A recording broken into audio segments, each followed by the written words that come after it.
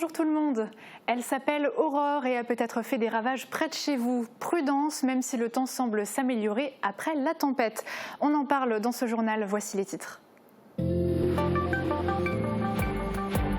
Quelques arbres sur la route et une fermeture du parc municipal de Sarreguemines par précaution. Les dégâts de la tempête restent minimes sur notre secteur. On sécurise les abords des écoles. Plusieurs établissements seront aménagés à Sarreguemines. Exemple à l'école des faïenceries. Traiter les varices de manière moins intrusive, c'est possible. Focus sur le traitement thermique endoveineux. Les jeunes du lycée Tessier de Bitche, quant à eux, ont testé le tir laser. La société d'escrime et de tir de la commune a évoqué les bases de la discipline. Halloween, c'est déjà maintenant à Sarralbe. Les enfants de Rèche ont fêté en avance dans le jardin des arboriculteurs. Et sur ce plateau, je serai accompagnée de Thibaut qui va nous parler des QR codes. Tout à fait, un motif que nous rencontrons souvent au quotidien. Nous allons le décrypter ensemble. Eh bien, on a déjà hâte. Dans cette émission également, la découverte d'une salle sensorielle dans une crèche du secteur. Vous allez le voir, les plus petits s'y plaisent énormément. Et on démarre par les vents violents de cette nuit et de ce matin qui ont engendré quelques perturbations sur le secteur. Guillaume Dumontail a fait le tour des environs. Voici les images. Le vent a soufflé fort aujourd'hui dans la région. Les rafales atteignaient parfois les 100 km/h, ce qui a provoqué quelques dégâts. Des chutes d'arbres ont ainsi entravé la circulation sur certaines routes. À Sarreguemines, la forêt du Bourolles a également un peu changé d'aspect. Au parc municipal, seules des branches ont été retrouvées au sol, mais pour éviter tout incident, la fermeture du site a été décidée, au moins pour aujourd'hui. Le public n'a donc pas la possibilité d'y accéder. La circulation des trains a également été impactée, mais elle retrouve progressivement un fonctionnement normal. Du reste, l'alerte météo pour vent violent, qui concerne le quart nord-est de la France, doit être levée cet après-midi. Et si on découvrait maintenant les coulisses du BTP? C'était le cas pour les troisièmes des classes SECPA et Ulysse du collège La Carrière de Saint-Avold. Les élèves se sont rendus sur le chantier du nouvel IFSI en construction à Forbach, une initiation au métier du bâtiment qui a permis aux élèves de découvrir l'envers du décor. Reportage. Une fois les charlottes et les casques enfilés, direction le chantier du futur IFSI de Forbach. Des collégiens venant de toute la Moselle ont pu ce matin se plonger dans les coulisses des métiers du bâtiment. Une opération organisée depuis 19 ans à destination de près de 900 jeunes chaque année, avec pour objectif de redorer l'image des métiers du BTP et d'encourager les jeunes à la formation. C'est sur 2 jours, on invite les collégiens pour qu'ils puissent découvrir la réalité de nos chantiers d'une façon très ludique et très vraie, réelle, puisqu'on se retrouve sur un chantier qui est en fonctionnement. C'est un bâtiment de l'hôpital dans lequel nous sommes. Gros œuvres, plâtrerie, menuiserie ou encore électricité, les jeunes ont pu se familiariser avec les différents corps de métiers et matériaux pendant une heure de visite du chantier menée par Anne de l'entreprise de chauffage d'Orkel. Une visite riche en enseignements pour les jeunes des classes de 3e Ulysse et SECPA du collège La Carrière de Saint-Avold et particulièrement pour les filles qui jusque-là n'auraient pas osé les métiers du BTP. Ça prouve que les filles plutôt peuvent faire ce métier, que c'est pas que réservé aux garçons et que c'est un peu plus ouvert partout. Et parmi les élèves présents, quelques-uns se destinent déjà au métier du bâtiment. Moi c'est électricien. Moi c'est peintre et plâtrier. Et justement pour les renseigner sur les formations possibles, 2 représentants du CFA BTP de Moselle ont fait le déplacement, l'occasion pour eux de les informer sur les modalités de formation, mais également les différents avantages de l'apprentissage dans le domaine du BTP. Pour Pierre Schaeffer, président de la Fédération BTP Moselle et du CFA BTP, les journées comme celle-ci sont indispensables pour présenter toute la diversité de ces métiers dans un secteur qui recrute mais qui a du mal à répondre à la demande en termes de main-d'œuvre jeune et qualifiée. Il n'y a qu'une seule façon de recruter, c'est former. Il faut former, former et encore former. Et le BTP CFA de Montilly-les-Metz permet ces formations-là. Donc, à nous aussi de valoriser ces métiers, l'image de ces métiers qui étaient depuis longtemps un peu ternis.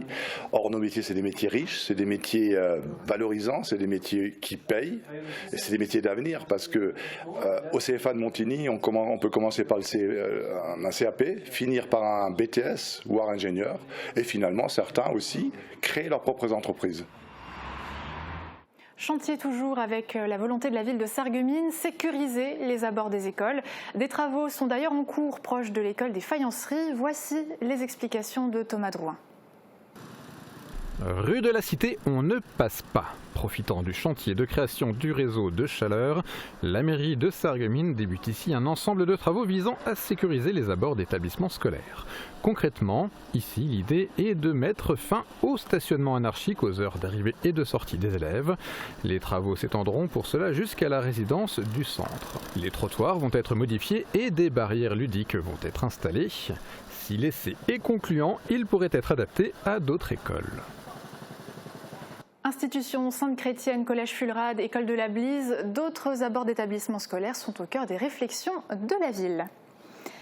Santé maintenant, 20 à 35% des Français souffrent d'une insuffisance veineuse, formant parfois des varices. Vous savez, ces reliefs visibles sous la peau, en plus d'être douloureux, cela peut être esthétiquement gênant. Depuis quelques années, une procédure moins invasive et plus rapide que l'ancienne méthode existe. C'est le traitement thermique endoveineux par laser, pratiqué notamment à l'hôpital Robert Pax de Sarreguemines. Alors, quels sont les bénéfices pour le patient? Réponse dans ce reportage.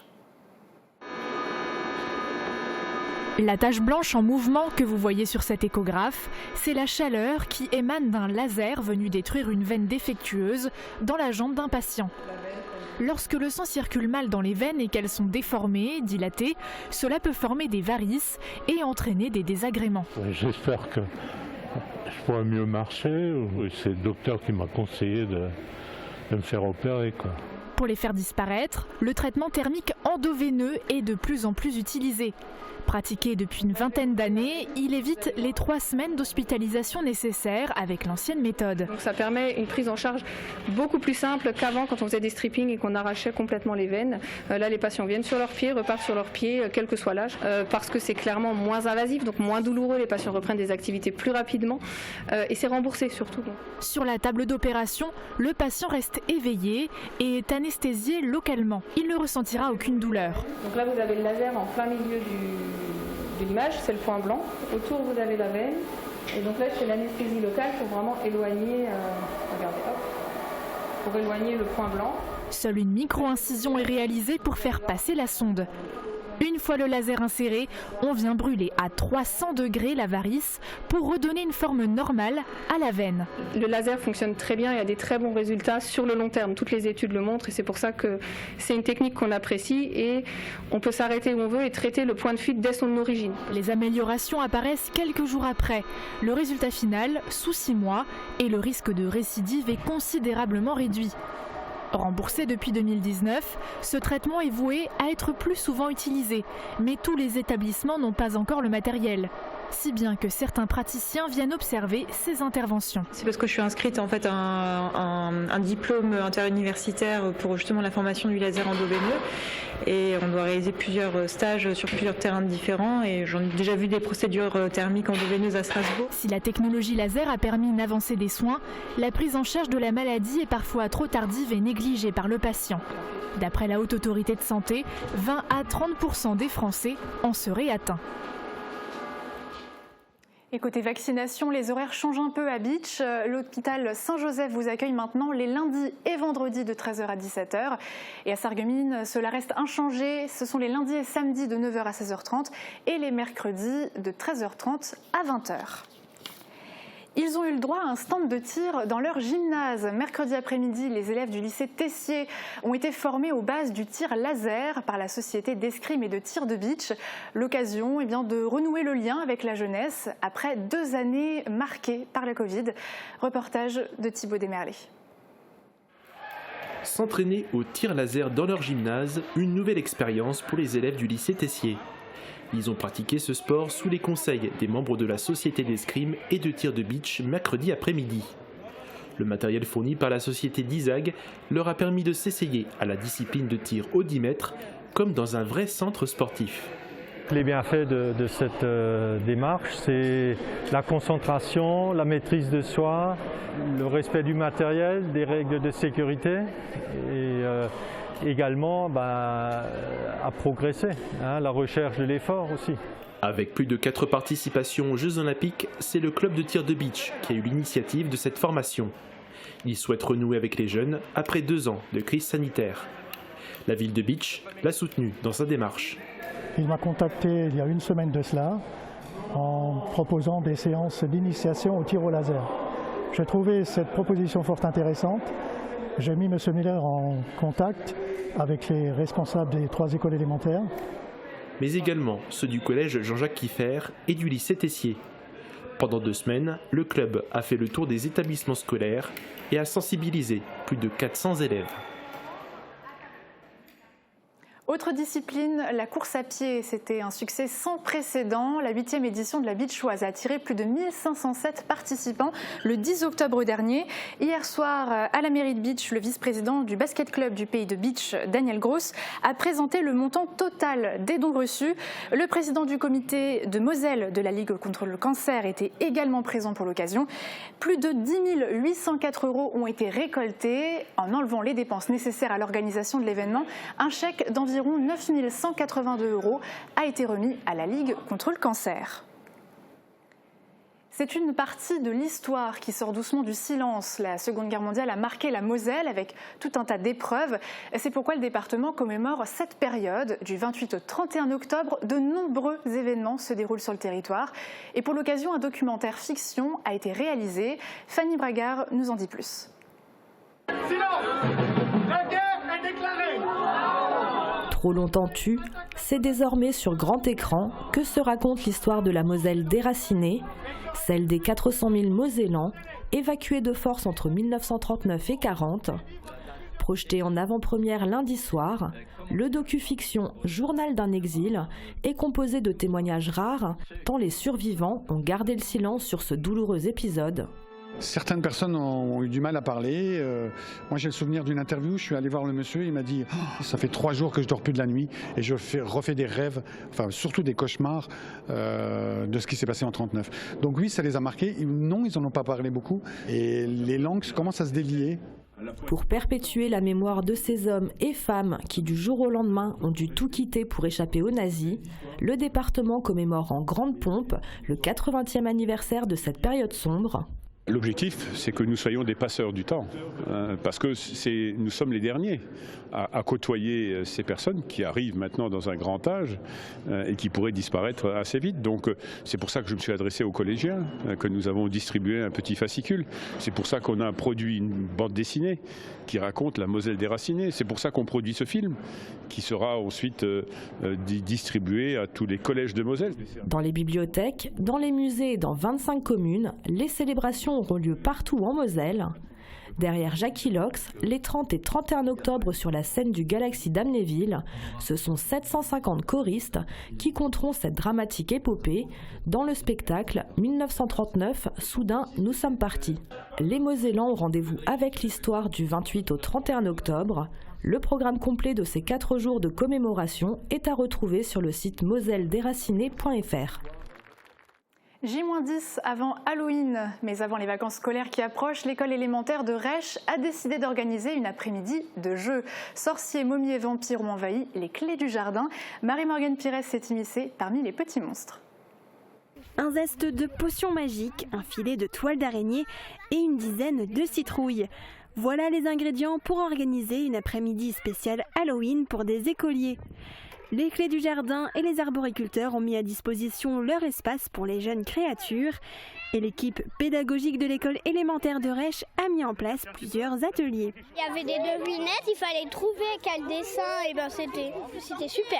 Le truc avec le balai, il fallait se mettre dessus puis après partir et puis toucher le plot. J'ai fait la première avec le dressage d'araignée. Il faut les enrouler et le premier a gagné. J'aimais beaucoup. Et t'as gagné? Non, c'est les garçons. Gare cependant à ne pas réveiller la gigantesque araignée qui s'est installée dans le jardin. Et comme promis, on retrouve Thibaut pour parler des QR codes, ces motifs du quotidien que l'on peut scanner.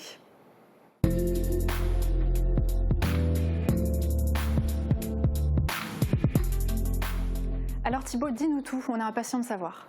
Alors Uranie, je vais te demander de regarder l'écran. Je pense que tu connais ce motif. Oui, tout ouais, à fait. Très bien. Mais c'est un motif voilà, qu'on peut comparer à du langage alien, c'est le fameux QR code. Alors c'est pas vraiment une innovation en soi, ça existait déjà depuis quelque temps. Oui, plus précisément en 1994, il est tout droit sorti de la conscience d'un japonais, Masahiro Hara. Il était ingénieur en chef à Denso Wave, un fabricant de pièces automobiles, et son inspiration, il l'a trouvé dans un jeu de stratégie sur table qui s'appelle le jeu de Go. Et on peut voir, le jeu de Go, c'est des pions blancs et des pions noirs, et on peut le voir, voilà, une petite ressemblance déjà avec le QR code. Alors, il faut savoir que le QR code a été utilisé pour suivre les pièces détachées dans les usines Toyota.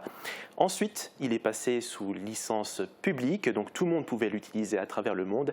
Et pour ce qui est du grand public, Uranie, les smartphones avec caméra sont apparus début des années 2000 et on pouvait l'utiliser.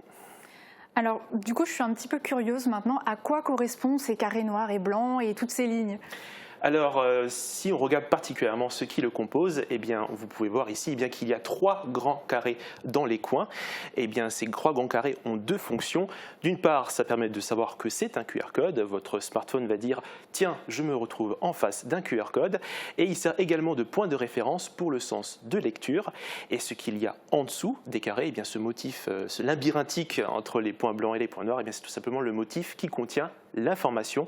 Il y a plusieurs codes comme ça, Uranie, qui existent à travers le monde, comme le flash code, mais il faut savoir que le QR code a vraiment cette particularité de comporter 3 grands carrés. En fait, il est vraiment unique en son genre.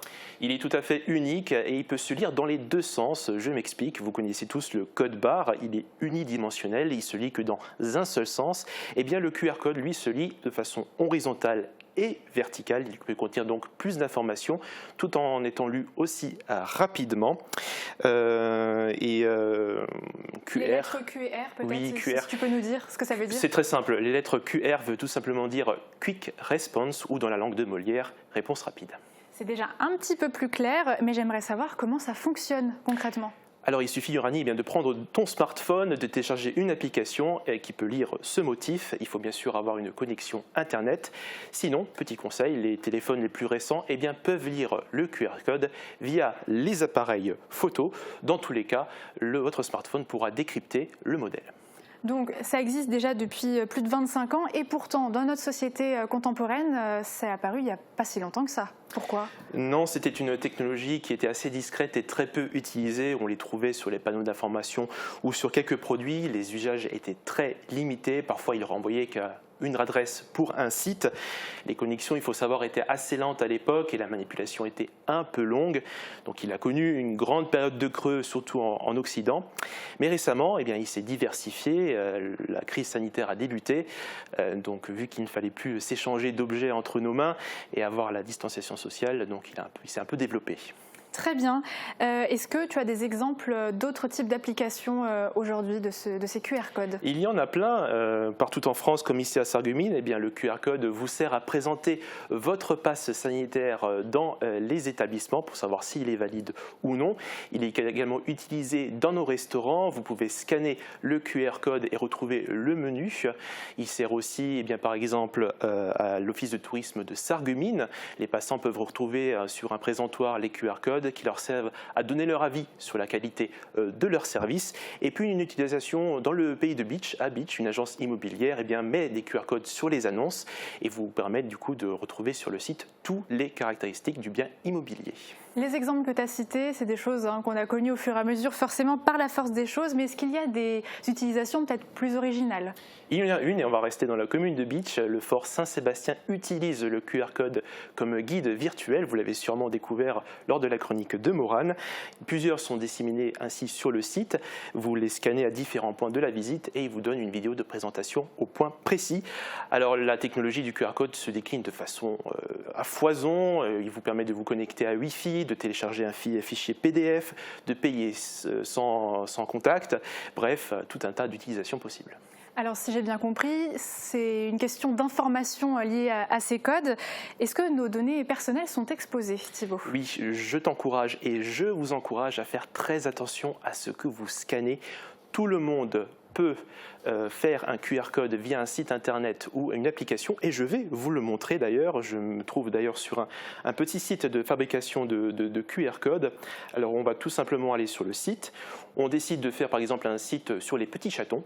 Oh, c'est mignon ça. C'est très mignon les petits chatons. Eh bien nous allons sélectionner du coup site web. Nous allons faire suivant. Il suffit de référencer le titre de votre QR, on va l'appeler Miaou, et l'adresse du site web, on va l'appeler Petit Chaton. Et ensuite, nous allons donc du coup le personnaliser, un cadre différent, un motif différent, des types de pixels, bref, tout un tas de personnalisation, et votre QR code est fin prêt. Aussi simple que ça. Merci beaucoup Thibaut pour tous ces détails et ces explications. Promis, pas besoin de QR code pour connaître le temps de demain. On se retrouve juste après les prévisions météo. Tu voulais rajouter quelque chose, Thibaut? Je te vois me faire des grands signes. Oui, je te fais des Pardon, signes. je me suis trompée. Tu allais un peu rapide, Uranie. Excuse-moi. C'est pas grave, c'est pas grave. Je voulais préciser que les QR codes, il y a des QR codes malveillants qui existent. Il faut aussi le préciser à notre public qu'il y a des QR codes malveillants qui sont frauduleux. Il faut faire très attention.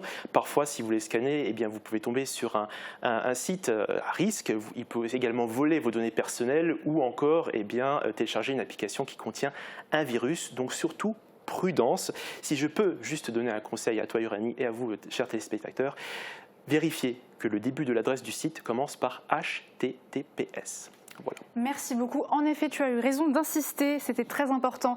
Et maintenant, je peux lancer les prévisions météo de demain. À tout de suite.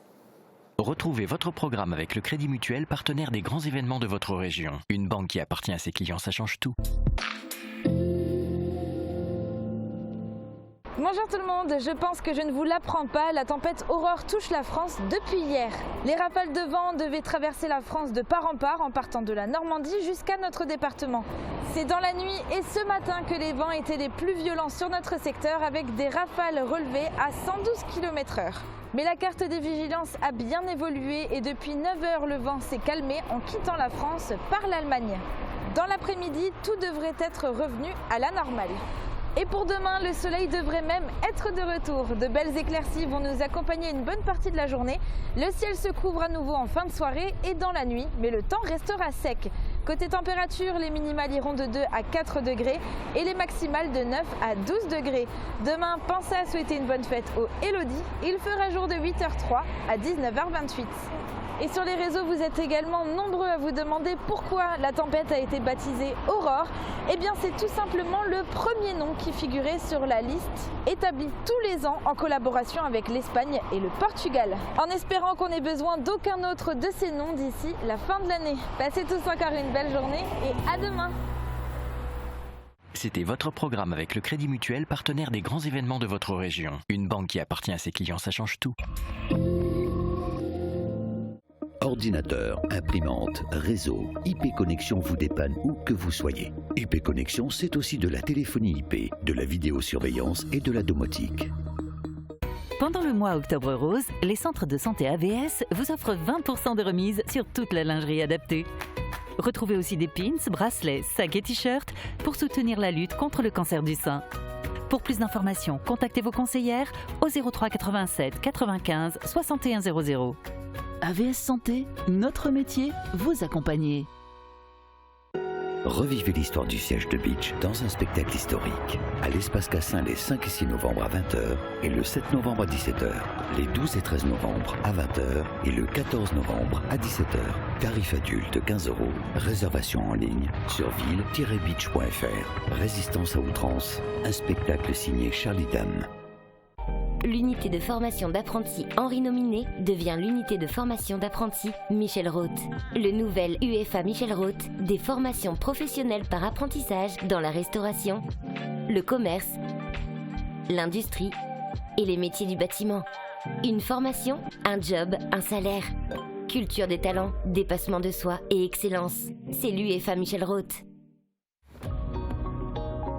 Quand je suis à distance de mon interlocuteur, j'ai du mal à l'entendre malgré mes appareils.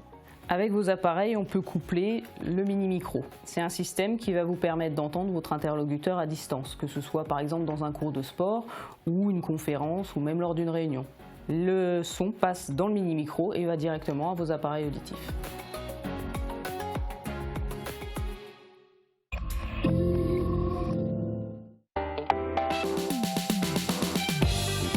l'occasion du mois Octobre Rose, la ville de Sarreguemines, en partenariat avec Mosaïque Cristal, vous propose de revoir la conférence animée par le docteur Mbekwe.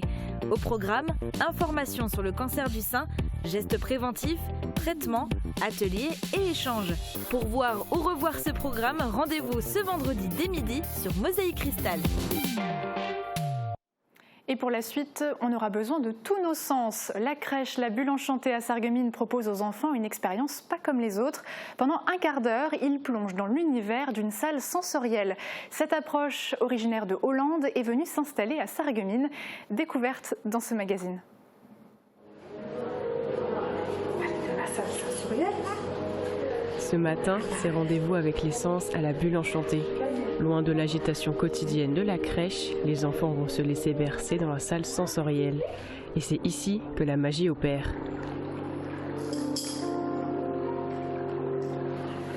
Les différents éléments mis à disposition vont leur permettre de renouer avec leurs sens.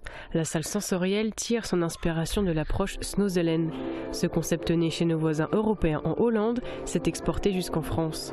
Mais la petite enfance n'a pas été la première cible pour cette salle. À la base, c'était dédié à des personnes qui étaient en situation de handicap mental sévère. Et finalement, au fur et à mesure des années, ça s'est démocratisé et ça s'est étendu au plan de la psychiatrie, à un public de personnes âgées, la petite enfance. Et finalement, ça s'est étalé un petit peu. Cette pièce est connue pour ses nombreux bienfaits. Elle favorise l'attention, le bien-être et encourage l'exploration des enfants. À La Bulle Enchantée, la salle sensorielle a fait son apparition en 2016. Souvent utilisée, elle accueille 5 enfants au maximum pendant un quart d'heure. Les enfants prennent possession des lieux et se laissent guider par les différents modules. Durant les séances, un encadrant accompagne les enfants mais reste toujours en retrait. On ne va pas être ici dans une position où on va se fixer des objectifs comme on pourrait le faire en section lors d'un atelier dirigé, si je puis dire. Ici, on est vraiment dans un moment hors du temps où l'enfant est libre de découvrir. Dans la salle sensorielle, différents éléments sont à disposition pour éveiller les 5 sens. Une colonne de lumière est au centre de la pièce, qui a un certain succès auprès des enfants. Il y a également la fibre optique au sol, mais aussi des lumières projetées au plafond et sur les meubles. Le but n'est pas de surexploiter les sens, ils ne sont pas nécessairement utilisés en même temps. La démarche est de s'adapter à son rythme et au rythme des enfants. Ce matin-là, 2 groupes d'enfants sont venus dans la salle sensorielle. Le premier groupe, âgé de 8 à 12 mois, a été plus attiré par la colonne à bulles, alors que les enfants de plus de 18 mois se sont plus tournés vers les jouets en bois et les jeux au mur. Suivant les âges, les enfants prennent possession de la salle différemment. Mais la salle sensorielle n'est pas seulement réservée aux enfants en bas âge. Ça permet aux parents aussi de bénéficier d'un moment de relaxation avec leurs enfants dans cette pièce et aussi aux professionnels de pouvoir passer un moment pendant leur pause et de se ressourcer pour un moment de bien-être. Les premiers bénéficiaires restent les enfants. Une fois ressortis, ils sont calmes et apaisés. Cette salle permet aux encadrants d'échanger un moment privilégié avec les enfants, un moment qu'ils n'ont pas forcément le temps de prendre pendant la journée à la crèche. Allez, on dit au revoir à la salle sensorielle et on va s'asseoir pour mettre les chaussons. Au revoir à la salle sensorielle. Allez, on met les chaussons. À Mosaïque Cristal, en tout cas, ça nous a donné envie d'avoir la même salle. C'est la fin de notre émission. Demain, vous retrouverez Margot sur ce plateau. Très belle journée à tous.